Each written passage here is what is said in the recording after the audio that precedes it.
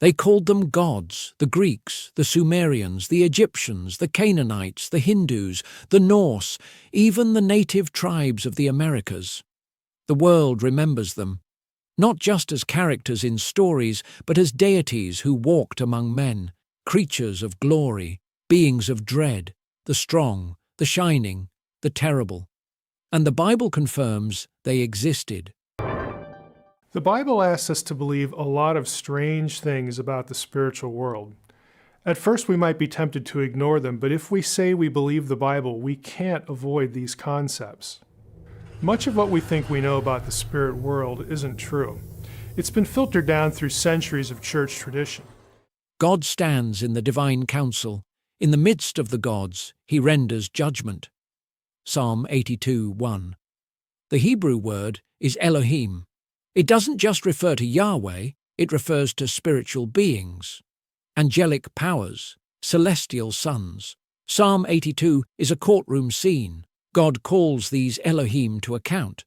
How long will you judge unjustly and show partiality to the wicked? I said, you are gods, sons of the Most High, all of you. Nevertheless, you shall die like men and fall like any prince. Psalm 82:2, 6-7. These weren't idols of stone. These were the Watchers, the sons of God, given dominion over the nations. When the Most High gave the nations their inheritance, when he divided all mankind, he set up boundaries for the peoples according to the number of the sons of God. But the Lord's portion is his people, Jacob his allotted inheritance. Deuteronomy 32:8-9, Dead Sea Scrolls and Septuagint. After Babel, the earth was disinherited. God gave the nations over to the sons of God, the Elohim of Psalm 82, and took for himself one people, Israel. But those sons rebelled. They demanded worship. They became the gods of the nations. In Egypt, Ra, Osiris, Anubis.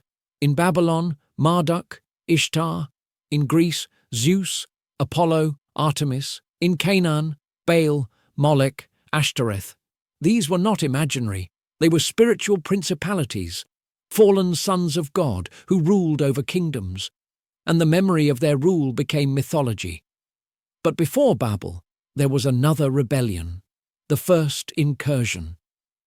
Genesis 6:1-4 tells the story the church has long avoided. The sons of God saw that the daughters of men were beautiful, and they took wives for themselves of all they chose.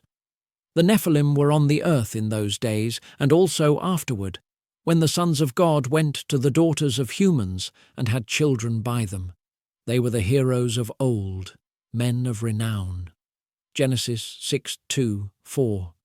Nephilim, giants, hybrids, the offspring of heavenly beings and human women.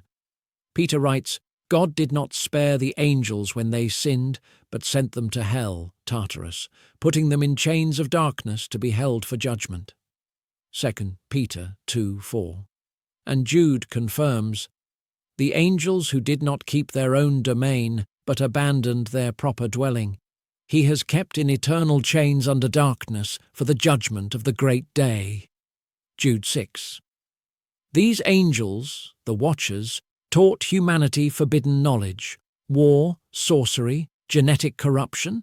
They brought violence and ruin, and their children, the Nephilim, devoured the earth. The earth was filled with violence. All flesh had corrupted its way upon the earth.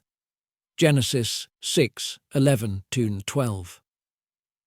God intervened with the flood, but not all the spirits perished.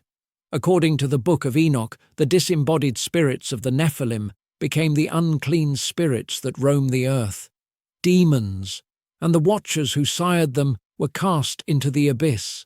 But their influence, their dominion, remained. In Daniel 10, we hear of the prince of Persia and the prince of Greece. These are not men. They are ruling spirits, territorial powers. They are the gods of the nations, still active, still deceptive. And this is where prophecy opens our eyes. Jesus warned, as it was in the days of Noah, so shall it be in the days of the coming of the Son of Man. Luke 17:26. What were the days of Noah like?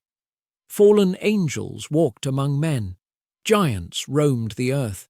Humanity was led astray by divine rebellion. The bloodline of mankind was being corrupted. The world was obsessed with violence, sexual perversion, and godlike power. Sound familiar? Today, science dreams of editing DNA and merging man with machine. The old gods are glorified in film, comics, and culture. Paganism is repackaged as spirituality. Sorcery is rebranded as self-empowerment. And the nation of Israel? Reborn in 1948. After nearly 2,000 years, Jesus said, "Truly I tell you, this generation will not pass away until all these things take place." Matthew 24:34. We are the generation that sees Israel back in her land. We are the generation living in the days of Noah. The Watchers rise in influence again. The old gods whisper from shadows, and Psalm 82 stands as a warning and a prophecy. Arise, O God, judge the earth, for you shall inherit all the nations. Psalm 82:8. The final war is coming.